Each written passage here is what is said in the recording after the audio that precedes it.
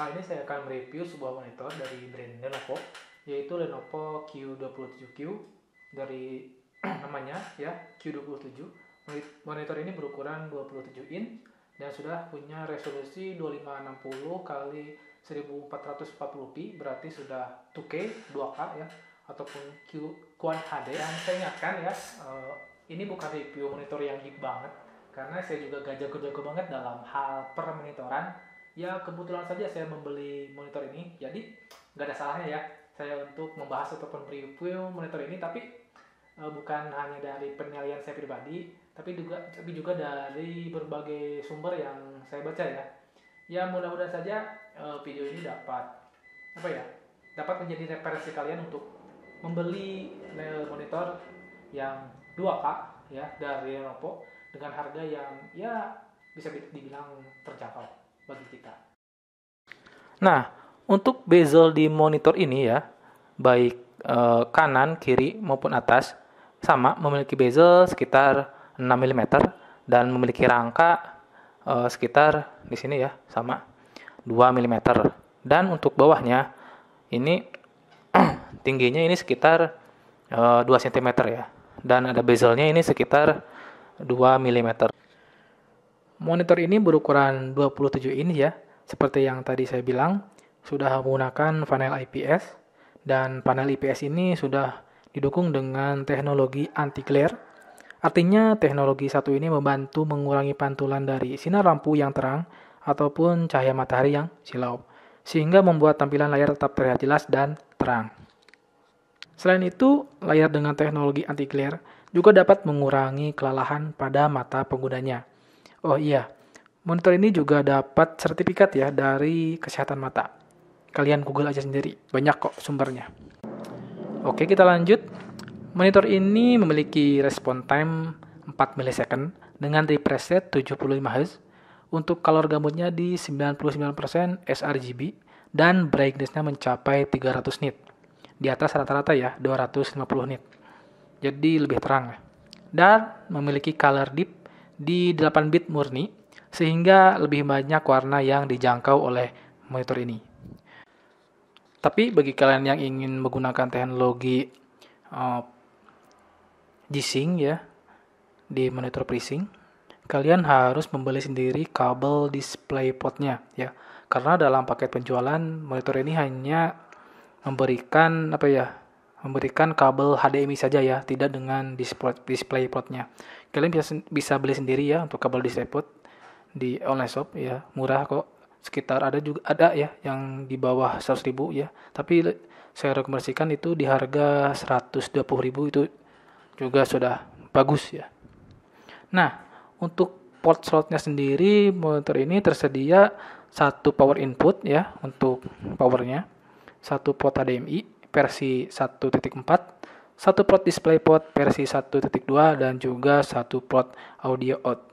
Jadi kalian bisa menggunakan audio eksternal langsung ya dari monitor ini ya, gak usah dicolok-colok ke komputer kalian ya.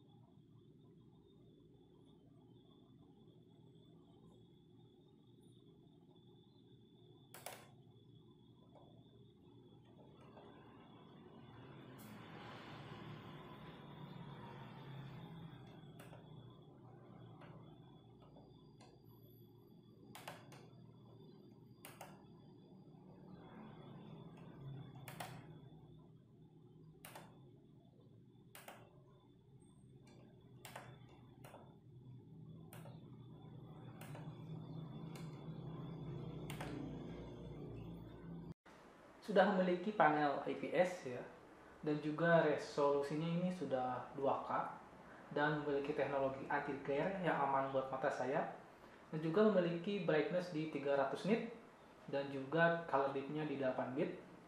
Inilah alasan saya membeli monitor ini ya, selain dengan desainnya yang elegan ya. Dan juga monitor ini support dengan Paceamon 100 kali 100 ya. Bagi kalian yang tidak puas dengan kaki-kaki monitor ini, karena monitor ini cuma bisa ngangguk-ngangguk aja ya, nggak bisa ditinggikan ataupun diputar. Jadi bagi kalian yang tidak puas, kalian bisa membeli Paceamon eksternal, banyak di marketplace ya, murah, harganya murah-murah. Tapi kalian harus mengorbankan kaki-kaki bawaan yang elegan ini. Ini kaki-kakinya dari besi ya. Dan juga selanjutnya monitor ini sudah include ya sebuah speaker di kanan dan juga kiri ya, 3 watt. Tetapi saya tidak akan menggunakannya karena saya sudah memiliki speaker eksternal ya dari Mifa K3. Dan juga saya tidak merekomendasikan speaker dari monitor ini ya, karena kurang menurut saya. Nanti saya akan videokan ya. To bring together a group of remarkable people, to see if we could become something more. Idea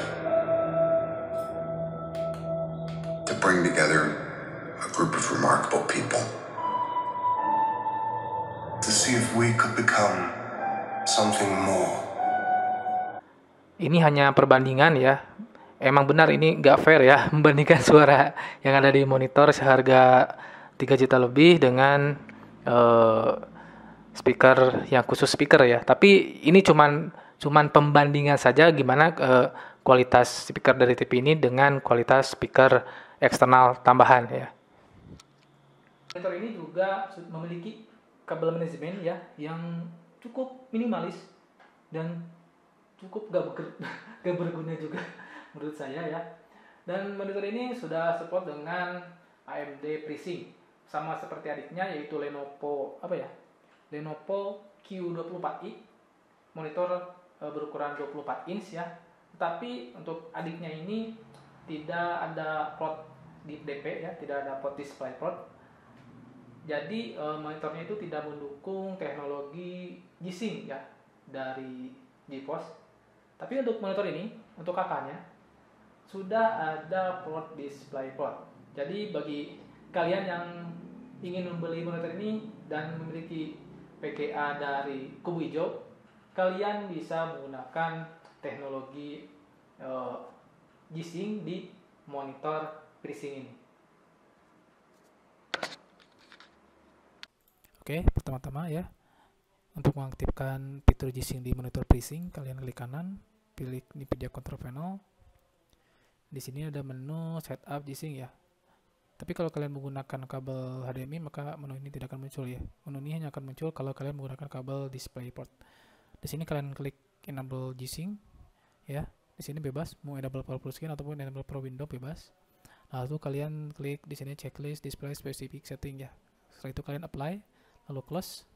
Lalu kalian tinggal tes saja ya apakah sudah berjalan dengan baik atau belum fitur G-Sync ini di monitor PC ini. Kalian bisa mendownload aplikasi ini ya, G-Sync Pendulum Demo di Google banyak ya, di website resmi dari NVIDIA juga bisa ya. Bukan bisa tapi emang ada. Kalian tinggal klik aja ya di sini. Tapi saya akan merekamnya dari HP karena tadi nggak jalan dulu ya kalau direkam pakai Bandicam. Nah, kita akan coba dulu tanpa menggunakan FreeSync. Ya kalau di sini kelihatan, kalau di monitor kelihatan ya ada sedikit patah-patah tuh. Nah, ada sedikit patah-patah ya, kelihatan.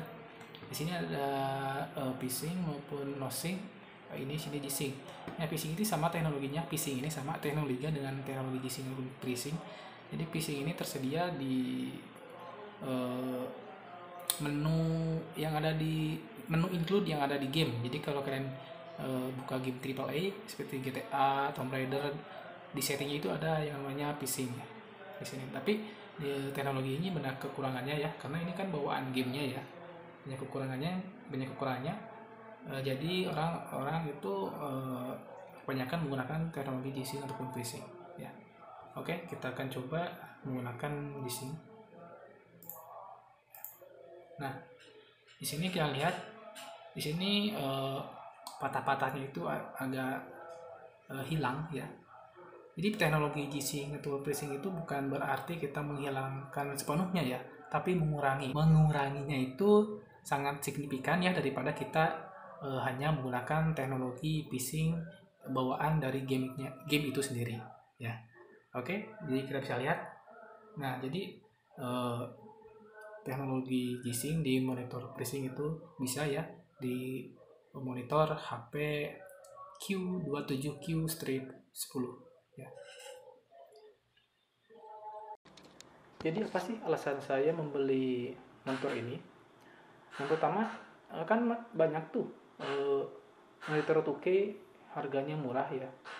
Seperti yang pertama itu ada Acer ya, dari Acer, yaitu Acer PG0. Ini sudah 2K 1 milisecond malah, dan juga 75 Hz. Tetapi sayangnya monitor ini memiliki ukuran 24 inch. Ya, meskipun sudah support FreeSync, tapi saya ingin upgrade ukuran layar ya. Karena monitor pendahulu saya itu 24 inch ya, monitor kedua ini.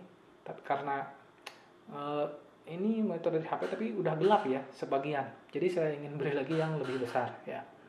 Dan juga monitor ini juga sudah support dengan DisplayPort ya. Jadi support dengan G-Sync ya. Dan juga ada yang lebih murah, 2K lebih murah ada.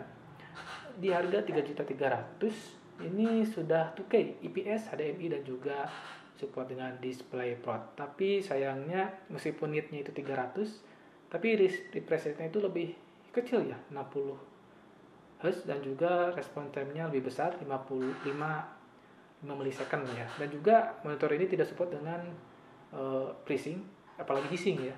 Maaf mungkin saya salah, tapi saya search di Google ini tidak support dengan FreeSync ya.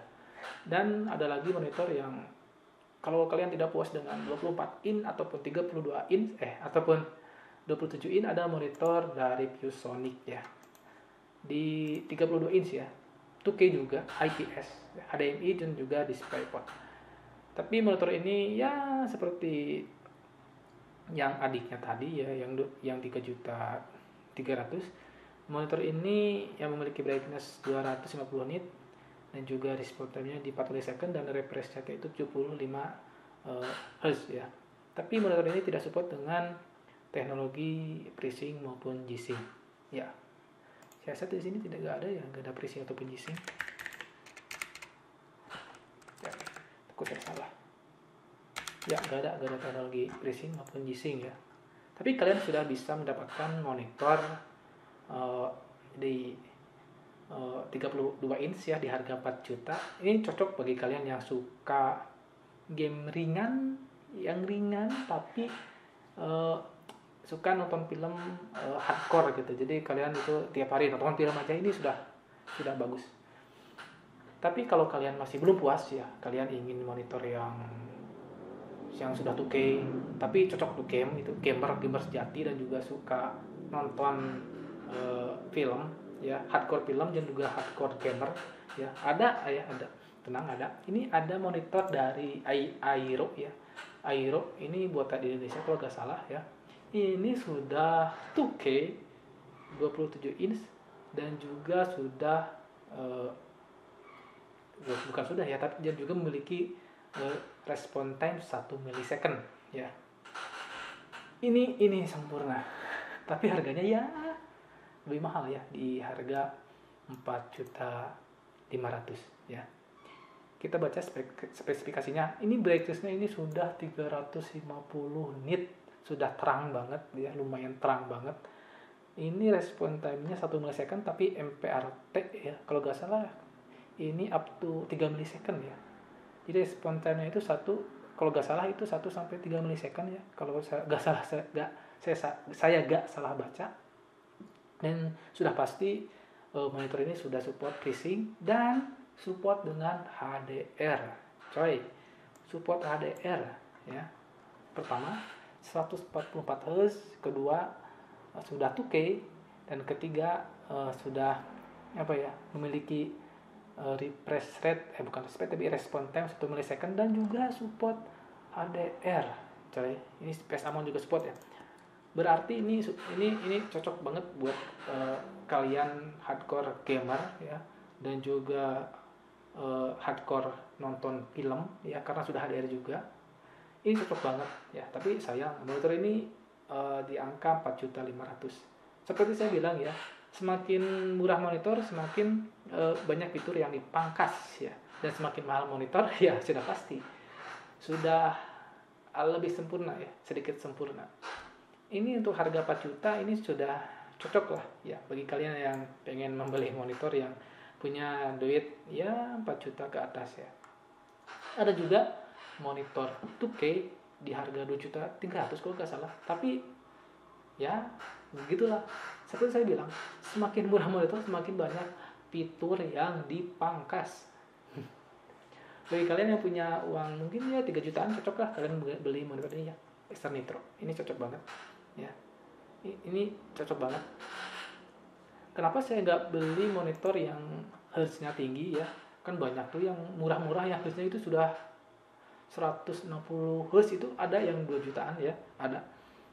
Karena alasan saya itu komputer saya juga nggak gigi-gigi banget ya, nggak monster banget, nggak pernah nyentuh 80 fps ya. Karena percuma juga kalau kita beli monitor 165 Hz tapi komputer saya juga itu belum nyentuh 80 fps ya, apalagi 100 ya. Jadi mubazir gitu. Ya apabila kalian membeli sebuah monitor ya, akan membeli sebuah monitor, kalian juga bisa lihat spek PC kalian ya. Percuma juga ya kalau kalian beli monitor 165 Hz tapi PC kalian kentang atau gimana. Mohon maaf ya. PC kalian cuma nyentuh 60 fps. Itu bukan gak cocok ya, mubazir aja ya. Lebih baik kalian membeli monitor sesuai kebutuhan PC kalian ya. Dan inilah alasan saya kenapa saya membeli monitor 2K di 75 Hz, karena PC saya belum pernah nyentuh 80 fps. Jadi mentok di 75, 76 ya gitu aja. Apalagi di resolusi 2K agak lebih berat dikit ya. Tapi bagi kalian yang punya niatan untuk upgrade komponen PC kalian, ya nggak salah juga kalian membeli monitor yang 165 Hz dan kedepannya kalian akan upgrade PGA dan lain-lainnya. Itu terserah kalian ya. Seperti saya bilang, itu duit kalian. Tapi ingat, belilah monitor sesuai dengan kemampuan PC kalian ya. Jangan mubazir gitu ya. Karena percuma ya membeli monitor yang 100 Hz tapi PC kalian cuma support sampai dengan PGA kalian cuma support sampai dengan 60 frame per second ataupun 60 fps.